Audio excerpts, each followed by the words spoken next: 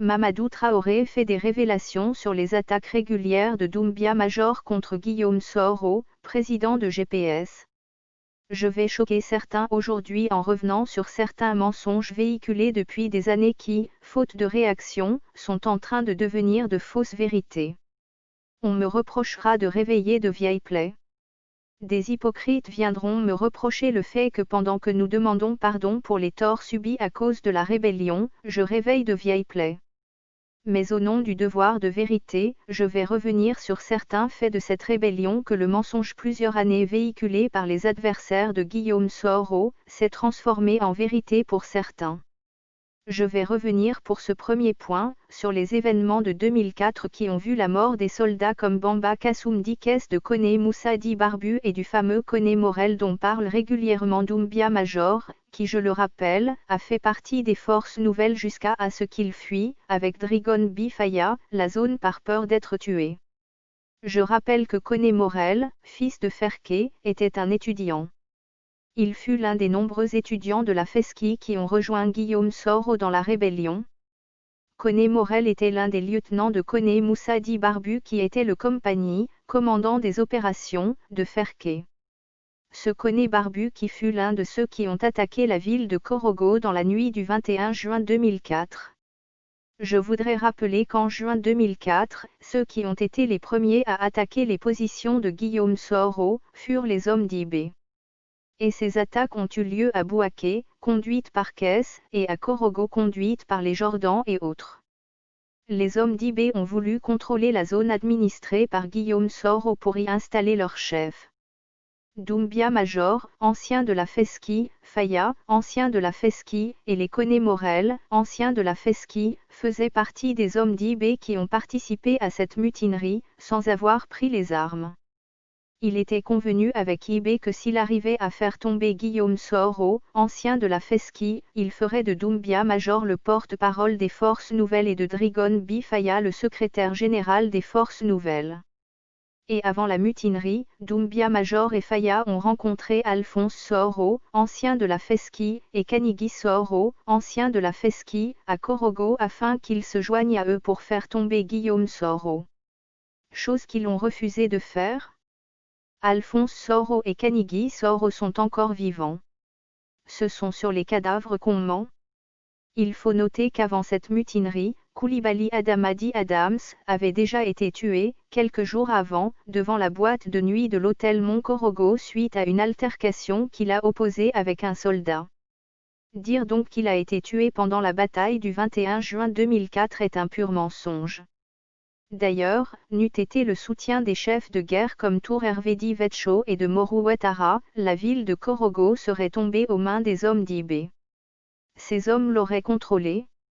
C'est après avoir pacifié la ville de Korogo, que des battues y ont été faites pour débusquer les jeunes accusés d'être des pro-IB et qui ont été accusés d'avoir participé à cette mutinerie. Et les soldats de Fofi se sont dirigés au quartier Koko de la ville pour y prendre des jeunes qui l'ont soupçonné d'être des gens qui ont participé à cette mutinerie. Lire aussi, présidentielle 2020, les femmes soroïstes vont payer la caution de 50 millions F de Guillaume Soro. Ce sont ces jeunes qui sont morts massivement dans le fameux conteneur et dont la mort a fait l'objet d'une sanction de l'ONU contre Fofi. N'eût été l'intervention de Guillaume Soro, des chefs de guerre comme Koneme Samba, actuel préfet de région et Touré Moussa, ancien compagnie de Boundiali, auraient été abattus car accusés d'être des hommes d'IB. Je rappelle que l'un de mes cousins, Traoré Lassinadi Djal, fut lui aussi abattu à Mankono pendant qu'il s'y est retrouvé, dans sa fuite en provenance de Bouaké. Il était l'un des hommes de caisse qui a attaqué les positions de Guillaume Soro. N'eût été Chérif Ousmane, la ville de Bouaké serait tombée aux mains de Kess et de ses hommes. J'ai enterré mon cousin Djal à Mankono en compagnie son petit frère Traoré Gaoussou du ZEP. Ce Djal, le jour de leur mutinerie, qui, en me croisant au centre commercial de Bouaké, m'a dit que si je devrais quitter la ville comme je le lui avais dit, il me fallait le faire en pleine journée. Il ne souhaitait pas que la nuit me trouve sur la route car selon lui nos routes sont dangereuses la nuit. J'ai pris ses conseils comme un conseil d'un grand frère à un petit frère. C'est après sa mort que j'ai su qu'il savait que ce jour-là, où nous nous sommes croisés au centre commercial, qu'il y aurait eu des attaques la nuit. Et moi, en toute insouciance, j'ai pris la route de Boundiali avec une petite escale à Korogo chez mon grand frère Zep, le petit frère de Djal. C'est une fois arrivé à Boundiali aux environs de 19 heures que j'apprends que c'est gâté à Bouaké et à Korogo. Si j'avais pris la route cette nuit-là, j'aurais été un homme mort. Je vais faire un aveu aujourd'hui que je n'ai jamais fait ni à Guillaume Soro ni à Yagao. C'est à travers la lecture de ce témoignage qu'ils l'apprendront. N'eût été mon flair, je pense qu'aujourd'hui, j'aurais fait partie des victimes de juin 2004 car considéré comme un prohibé. En effet, comme je l'ai maintes fois dit, depuis ma rencontre avec IB à Ouagadougou en juin 2003 par l'intermédiaire de Touré Moussa, le compagnie de Boundiali, lui et moi sommes régulièrement restés en contact. Après sa sortie de prison en France, il est entré en contact avec moi un jour dans le mois de mai 2004. C'était une nuit. Il m'a demandé qui était le consone de Boundiali. Je lui ai dit que c'était Yagao qui venait de remplacer Touré Moussa. Il m'a demandé si j'avais de bons rapports avec lui. J'ai affirmé que oui. Voici ce qu'il m'a dit exactement. Je voudrais te demander un service.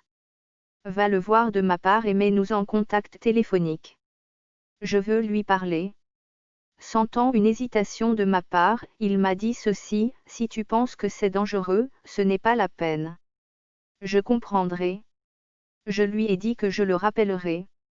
Assis dans mon fauteuil, plusieurs idées de son temps très choquées dans ma tête.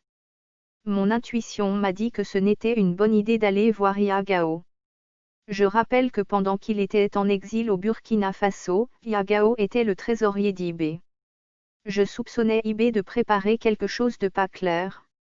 Surtout qu'en ce moment-là ses rapports avec Guillaume Soro n'étaient pas bons.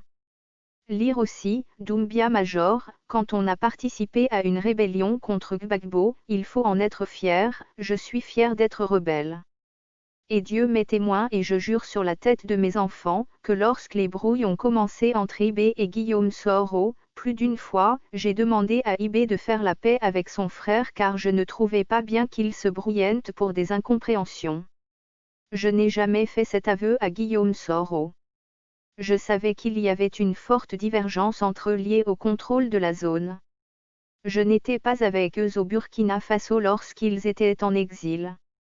Je ne voulais donc pas prendre une position qui pouvait m'être préjudiciable dans une bataille où deux éléphants se battaient.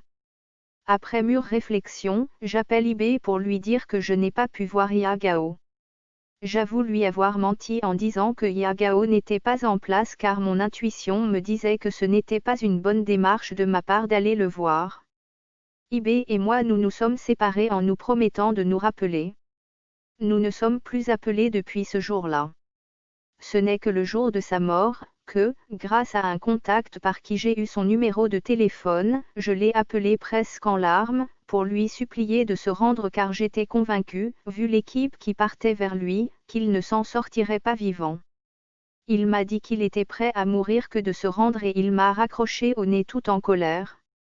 J'avoue que j'ai pleuré comme une madeleine lorsque j'ai appris sa mort. C'est après l'appel que j'ai reçu de IB, que quelques semaines après, il y a eu l'attaque de juin 2004. J'ai compris ce jour-là qu'IB était en train de préparer son opération quand il a voulu que je le mette en contact avec Yagao. Il voulait sûrement l'entraîner dans son opération de déstabilisation de Guillaume Soro comme il l'a fait avec les Caisses et les Koné barbus ainsi que les Jordans. C'est également ce jour-là que j'ai compris qu'il était bon que je me fie souvent à mon intuition car si j'avais fait cette démarche qu'IB m'avait suggérée auprès de Yagao, je serais aujourd'hui un homme mort. Je n'aurais pas échappé à la tuerie des gens considérés comme des prohibés. Heureusement pour moi aussi que j'ai gardé secrètes mes relations avec IB. Ça m'a sauvé de beaucoup de choses pendant la rébellion. Pour tous ceux qui veulent savoir pourquoi Doumbia Major est en Guillaume Soro, ils ont l'une des réponses à travers ce post.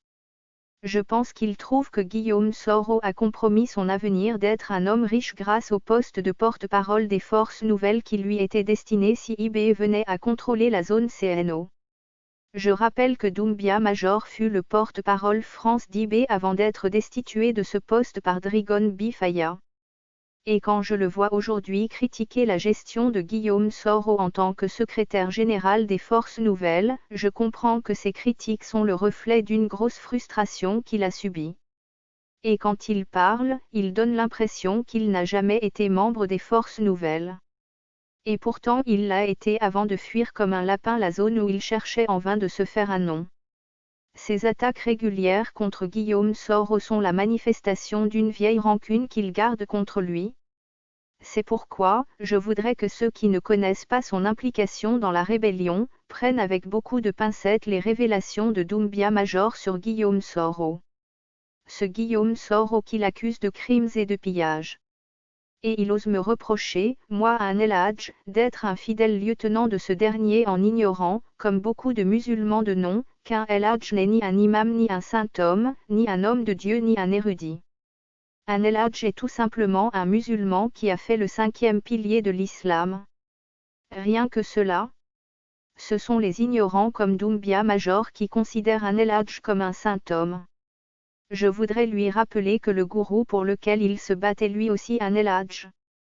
Dois-je lui rappeler que c'est ce El Hadj qui a fait emprisonner des pères et mères de famille? Dois-je lui rappeler que c'est ce El Hadj qui a fait tuer de pauvres innocents qui n'ont fait que protester contre sa 3e dose? Moi au moins je n'ai ni mort ni prisonnier dans mon parcours politique.